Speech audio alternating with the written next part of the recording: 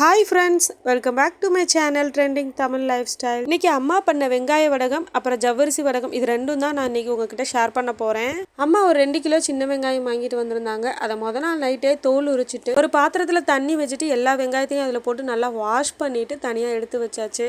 இந்த வெங்காயம் எல்லாத்தையுமே கொஞ்சம் கொஞ்சமாக சாப்பரில் போட்டு கட் பண்ணி எடுத்தாச்சு. வெங்காயம் கட் பண்ணுற சாப்பரில் போட்டு கட் பண்ணோன்னா ரொம்ப ஈஸியாக இருக்கும். கையால் அரைச்சோன்னா ரொம்ப நேரம் டைம் எடுக்கும். மிக்சி ஜாரில் போட்டு அரைச்சோன்னா நெய்ஸாக அரைச்சிடும். அதனால வெங்காயம் சாப்பரில் போட்டு கட் பண்ணி எடுத்தாச்சு. கொஞ்சம் கொஞ்சமாக அரைச்சி ஒரு பாத்திரத்தில் கொட்டி வச்சாச்சு. இந்த வேலைகள்லாம் நைட்டு தூங்க போகிறதுக்கு முன்னாடி நானும் அம்மாவும் சேர்ந்து பண்ணி வச்சுட்டோம். அப்போதான் காலையில் எந்திரிச்சு வடகம் பண்ணுறதுக்கு ரொம்ப ஈஸியாக இருக்கும். இன்னொன்று, காலையில் நட்சத்திர பாப்பா எந்திரிக்கிறதுக்குள்ளே நம்ம வடகம் போட்டு முடிக்கணும். அதனால நைட்டே இதெல்லாம் ப்ரிப்பேர் பண்ணி வச்சோன்னா காலையில் நக்ஷுக்குட்டி எந்திரிக்கிறதுக்குள்ளே நம்ம வடகம் போட்டு முடிச்சிடலாம். கட் பண்ண வெங்காயத்தை ஒரு மூடி போட்டு ஃப்ரிட்ஜில் வச்சாச்சு. தூங்க போகிறதுக்கு முன்னாடி ஒரு 10 டம்ளர் ரேசன் அரிசி எடுத்து வாஷ் பண்ணிட்டு ஊற வச்சாச்சு.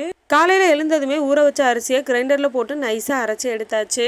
மாவு தோசை மாவு பதத்தில் இருக்கணும். ரொம்ப கெட்டியாகவும் இருக்கக்கூடாது, ரொம்பவும் தண்ணியாகவும் இருக்கக்கூடாது. அரிசி கிரைண்டரில் ஓடிட்டு இருக்கும் போதே அம்மா தண்ணி வச்சு கொதிக்க வச்சுட்டாங்க. அரிசி ஓடி முடிக்கிறதுக்கும் தண்ணி கொதிச்சு வர்றதுக்கும் டைம் சரியா இருக்கும். தண்ணி கொதிச்சதுமே பாத்திரத்தை எடுத்து கீழே வச்சு நம்ம கரைச்சி வச்சிருந்த மாவை ஊற்றிக்கலாம். நான் ஊற்றிக்கிட்டே இருந்தேன், அம்மா கிண்டிக்கிட்டே இருந்தாங்க. மாவு கிண்டிக்கிட்டே தான் ஊற்றணும். கிண்டாமல் விட்டுட்டோம்னா கட்டி கட்டியாக நின்றுக்கிறோம். அதனால தான் நாங்கள் பாத்திரத்தை அடுப்புல இருந்து இறக்கி கீழே வச்சு ஊற்றிக்கிறோம். ஊத்துனதுக்கு அப்புறமா கொஞ்ச நேரம் நல்லா கிண்டிக்கிட்டே இருந்துட்டு அதுக்கப்புறம் திரும்பவும் அடுப்புல வச்சு தேவையான அளவு உப்பு சேர்த்துக்கலாம். மாவு நல்லா கொதிச்சு திக்காகி கெட்டி ஆகுற வரைக்கும் நம்ம கிண்டிக்கிட்டே தான் இருக்கணும். காரத்துக்கு ஒரு 2 டேபிள் ஸ்பூன் அளவு மிளகாத்தூள் சேர்த்திருக்காங்க. எங்க வீட்டுல குட்டீஸ் தான் வடகம் விரும்பி சாப்பிடுவாங்க. அதனால காரம் ரொம்பவே கம்மியா சேர்த்திருக்கோம். உங்களுக்கு காரம் பிடிக்கும்னா இது கூடவே பச்சை மிளகாய் அரைச்சு சேர்த்துக்கலாம். அப்புறம் வரமிளகாய், மிளகாத்தூள் இந்த மாதிரி உங்க காரத்துக்கான ஐட்டம் எது வேணாலும் சேர்த்துக்கலாம். இப்ப பாருங்க, மாவு நல்லா கெட்டியாயிடுச்சு. இந்த டைம்ல அடுப்பை ஆஃப் பண்ணிட்டு நம்ம பாத்திரத்தை கீழே இறக்கி வச்சிடலாம். இந்த டைம்ல கட் பண்ண வெங்காயத்தை கொஞ்சம் கொஞ்சமா சேர்த்து கிண்டிக்கலாம். ஒரு 3 டேபிள் ஸ்பூன் அளவுக்கு ஜீரகம் சேர்த்துக்கலாம். கூடவே ஒரு 2 கைப்பிடி அளவுக்கு கருவேப்பிலை சேர்த்துக்கோங்க. எங்க வீட்டுல நைட்டு கருவேப்பிலை வாங்குறதுக்கு மறந்துட்டோம். காலையில போய் வாங்கலாம்னா கடை 7 மணிக்கு தான் திறப்பாங்க. அதுக்கப்புறம் வாங்கிட்டு வந்து செஞ்சோம்னா ரொம்ப நேரம் டைம் எடுக்கும். அதனால நாங்க கருவேப்பிலை சேர்க்கல. கருவேப்பிலை சேர்த்தோம்னா கூட கொஞ்சம் டேஸ்ட் கொடுக்கும்.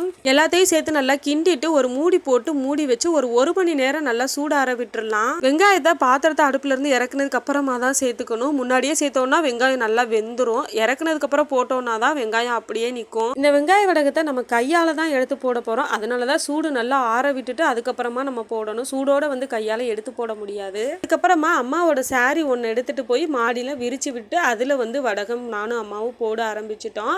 வடகம் போடும்போது கையில தண்ணி நினைச்சிட்டு அதுக்கப்புறம் வடகத்தை போட்டோம்னா சீக்கிரமா போட்டுடலாம். தண்ணி நினைக்காம போட்டோம்னா கீழே போடுறதுக்கே வராது, கையோடையே ஒட்டிக்கிறோம். காலையில ஒரு 4 மணிக்கெல்லாம் எழுந்து வடகம் செய்ய ஆரம்பிச்சிட்டோம். 5 மணியை போல முடிச்சுட்டு சூடார விட்டுட்டு நாங்களும் கொஞ்சம் நேரம் ரெஸ்ட் எடுத்தாச்சு. மறுபடியும் ஒரு 6 மணியை போல விடிஞ்சதுக்கு அப்புறமா வடகம் மாடியில போட ஆரம்பிச்சிட்டோம். வெங்காய வடகம் காலையில 6 மணிக்கு போட ஆரம்பிச்சு 7 மணிக்கெல்லாம் முடிச்சாச்சு. நட்சத்திர பாப்பா எந்திரிக்கிறதுக்குள்ள இந்த வேலையெல்லாம் முடிச்சாச்சு. பாப்பா எழுந்துட்டானா இந்த வேலையெல்லாம் எங்களால பார்க்க முடியாது, ரொம்ப கஷ்டமா இருக்கும். இந்த வெங்காய வடகம் சாம்பார், புளிக்குழம்பு, கறி குழம்பு, மீன் குழம்புன்னு இந்த மாதிரி எல்லா குழம்புகளுக்குமே வச்சு சாப்பிடலாம். டேஸ்ட் சூப்பரா இருக்கும். வடகம் சாயங்காலம் வரைக்கும் நல்லா காய விட்டுட்டு அதுக்கப்புறம் வடகத்தை சுருட்டி கீழே எடுத்துட்டு வந்தாச்சு. சேலையை 2ஆ மடிச்சிட்டு அம்மா கொஞ்சம் கொஞ்சமா தண்ணி தெளிச்சாங்க. பேக் சைட்ல தான் தெளிக்கணும், ஃப்ரண்ட் சைட்ல தெளிக்க கூடாது. தண்ணி தெளிச்சோம்னா தான் அது எடுக்கிறதுக்கு ஈஸியா வரும். அது இந்த வெங்காய வடகம் தண்ணி தெளிச்சதுமே பார்த்தா எல்லாமே உதிர்ந்துருச்சு. அப்படியே அள்ளி போடுற மாதிரி தான் இருந்துச்சு. வடகத்தை எடுக்கிறதுக்கு ரொம்பவே ஈஸியா இருந்துச்சு. எடுத்து வச்ச வடகத்தை மறுநாள் காலையில அதே சேலையை விரிச்சு நம்ம வடகத்தை அதுல கொட்டி வச்சிடலாம். சாயங்காலம் போல பார்த்தோம்னா வடகம் நல்லா காஞ்சிருச்சு. இப்போ இதை நம்ம ஒரு பாத்திரத்துல கொட்டி வச்சுக்கலாம். அடுத்து மறுநாளே ஜவ்வரிசி வடகம் தான் போட்டோம். அதுக்கும் அதே டம்ளர்ல ஒரு 10 டம்ளர் ரேசன் அரிசி தான் எடுத்திருக்கேன். அதே டம்ளர்ல ஒரு 1/2 டம்ளர் ஜவ்வரிசி எடுத்துக்கலாம். அதிகமான ஜவ்வரிசி எடுத்துக்க வேண்டாம். 1/2 டம்ளர் ஜவ்வரிசியே போதுமானது தான். அரிசி கூடவே ஜவ்வரிசியையும் சேர்த்து நல்லா வாஷ் பண்ணிட்டு அதை நைட்டே ஊற வச்சிடலாம். அதே போலதான் காலையில மறுபடியும் 4 மணிக்கு எந்திரிச்சு வடகம் பண்ண ஆரம்பிச்சிட்டோம். காலையில கிரைண்டர்ல போட்டு நல்லா நைஸா அரைச்சு எடுத்தாச்சு. இந்த ஜவ்வரிசி வடகத்துக்கு மாவு ரொம்பவே தண்ணியா இருக்கணும். அடுப்புல ஒரு 1/2 பானைக்கும் அதிகமா கொஞ்சம் தண்ணி வச்சு கொதிக்க விட்டுறலாம். கொதிச்சதுக்கு அப்புறமா மாவு மாவை கொஞ்சம் கொஞ்சமாக ஊற்றிடலாம். அம்மா இந்த பானையில் ஒரு அரை பானைக்கு மேலே தண்ணி வச்சுருக்காங்க. அதுக்கு மேலே கொஞ்சமாக தான் மாவு ஊற்றுறாங்க. அது பாருங்கள் எவ்வளோ மாவு பொங்கி வந்திருக்குன்னு. மாவு நல்லா கொதிச்சதும் ஒரு 5 நிமிஷத்துக்கு அப்புறமா அடுப்புல இருந்து இறக்கிடலாம். அதே மாதிரியே இன்னொரு பானையிலையும் ஒரு அரை பானைக்கு தண்ணி வச்சுட்டு அதுக்கு மேலே கொஞ்சமாக மாவு ஊற்றிக்கிறாங்க. 2 பானையிலையும் ஊற்றுனது போக மீத கொஞ்சம் மாவு இருந்தது. அதையுமே பக்கத்து அடுப்பில் இட்லி சட்டி வச்சு அதில் ஊற்றி கிண்டிட்டாங்க. கரெக்டான அளவு உப்பு சேர்த்துக்கோங்க. உப்பு ரொம்ப கம்மியாக சேர்த்தோன்னா டேஸ்ட் நல்லா இருக்காது. வெங்காய வடகத்துக்கு சூடு ஆற விட்டோம். இதுக்கு வந்து சூடு ஆறணுன்றதெல்லாம் இல்லை, சூடாகவே நம்ம கரண்டியில் தான் எடுத்து ஊற்ற போகிறோம். மாவு இந்த அளவுக்கு தண்ணியாக இருக்கணும். சூடு ஆற ஆற மாவு கெட்டி ஆகிட்டே இருக்கும். ஜவ்வரிசி சேர்த்துருக்கனால ஒரு சின்ன பாத்திரம் வச்சு அதில் கொஞ்சம் கொஞ்சமாக எடுத்து ஒரு ஸ்பூனால் நாங்கள் எடுத்து கொஞ்சம் கொஞ்சமாக ஊற்றிக்கிறேன். எந்த ஷேப்பில் வேணுமோ அந்த ஷேப்பில் நம்ம போட்டுக்கலாம். நாங்கள் ரவுண்ட் ஷேப்பில் மட்டும்தான் போட்டிருக்கோம்.